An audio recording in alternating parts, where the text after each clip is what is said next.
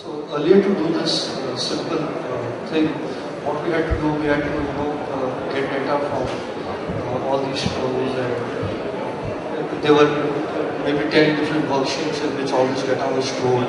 It was a huge task. We've estimated that earlier to analyze one style also we used to spend something like 3 hours. We just done that in 30 seconds. So this is the power BI that we have brought into the operation. You see, if you understand over here, I'm not talking about any analytics, I'm not talking about any predictive analysis. This is just plain operations we are talking about. And the kind of returns that we're getting out from this simple, process that we have done is enough to give us our ROI on the investment of BIRetail. So all the other points that I tell you after this is just a bonus. Yeah, so I think just from this exercise, we have got all the returns from your ROI. So I think what the point Gagan is trying to make is the example that he spoke about as a business value proposition from business intelligence is a simple, commonplace example that most of us here as retailers would be able to relate to. And this is just the interactive feature of business intelligence that I spoke about. I've not even got into predictive analysis, I've not got into analytics, I've not got into collaborative features of business intelligence. So as a function, whether you're a small retailer, large retailer, business intelligence has immense value addition to it, definitely. There's another point I'd like to add. What this has helped us also to do is that because this is a browser-based technology.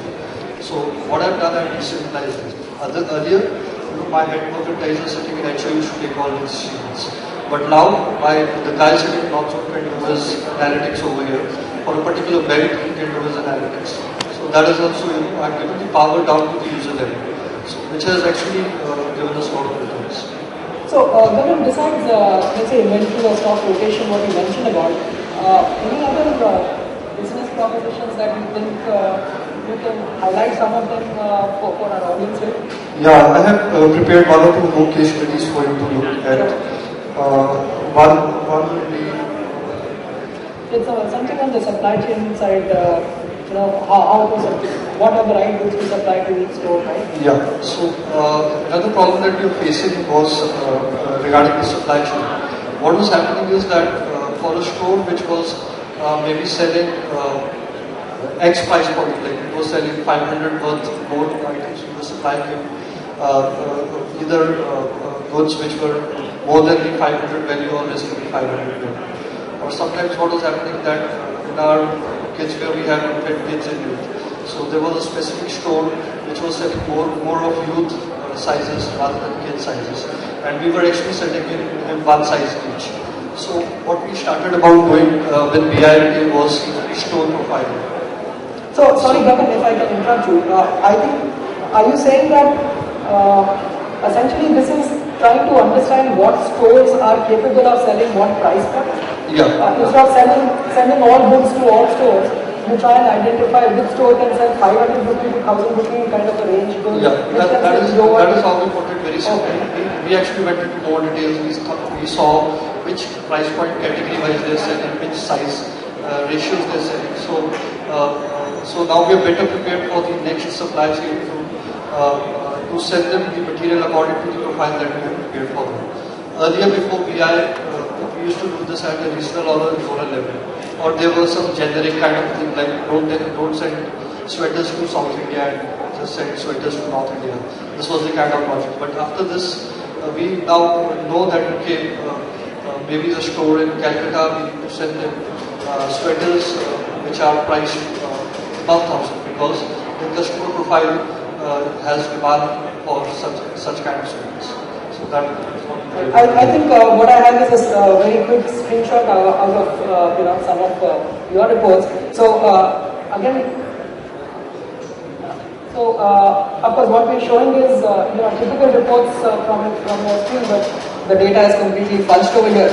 It was surprising to know for Gini and Jony themselves that between their zones of east, north, south, and west, they actually had different preferential price points in terms of the ability of east zone was more to sell products in the 500 to 750 range, whereas the ability of the stores in the north zone was more to sell products in the 750 to 1000 range.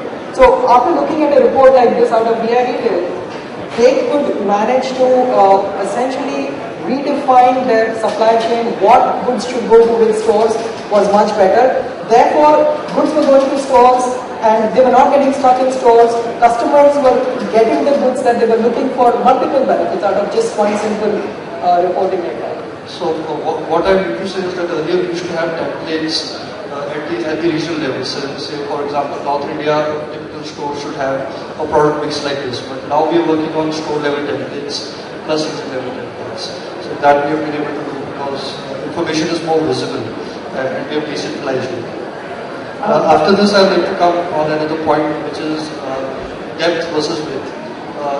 In our kidswear section, we have to offer a lot of variety as a number of styles. But the more styles that we offer, the profitability for the company comes down because we cannot increase the lot size. So what we have been working in the past also as a company also that we want to increase the size variety that we give, the style variety that we give in, and we want to increase the lot size in each and every style. But earlier we were not able to decide that which style to keep, which not to keep. So we used to have more styles rather than one. With BI coming in place, we have good financially we are looking at the ROIs that we are getting at the style level, maybe after 3 weeks, 5 weeks, 7 weeks. So after that, we either stop making style like those, or we introduce new styles which are akin to those styles which give us a better ROI.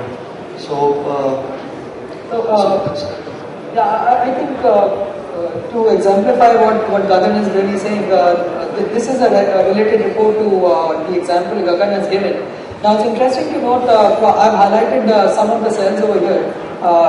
You see, what has happened is, these are the products, some of the products, and of course, like I said, numbers are punched over here.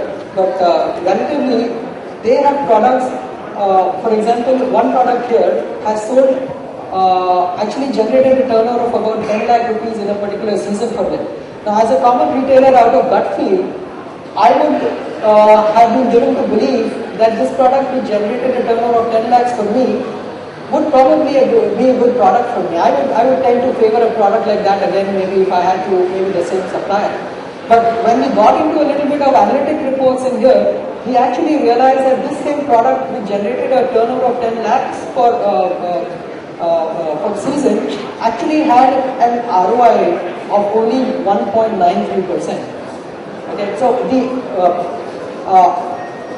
they had essentially invested 25 lakh rupees in buying inventory for that product, though they had generated 10 lakhs worth of turnover out of that product, but the margins were so low that the return on that investment of inventory of 25 lakhs actually ended up just being a measly 2%. The example in case here is, if that 25 lakhs was used a little more efficiently and invested probably in other products which gave a higher return of investment, probably your profitability automatically goes up there. So we're talking about actually moving further ahead. It's not about optimizing operations, increasing top line, but essentially business is about bottom line, isn't it? So we've got to see that with the same resources, with the same money, with the same investment, how do we actually make more money out of it?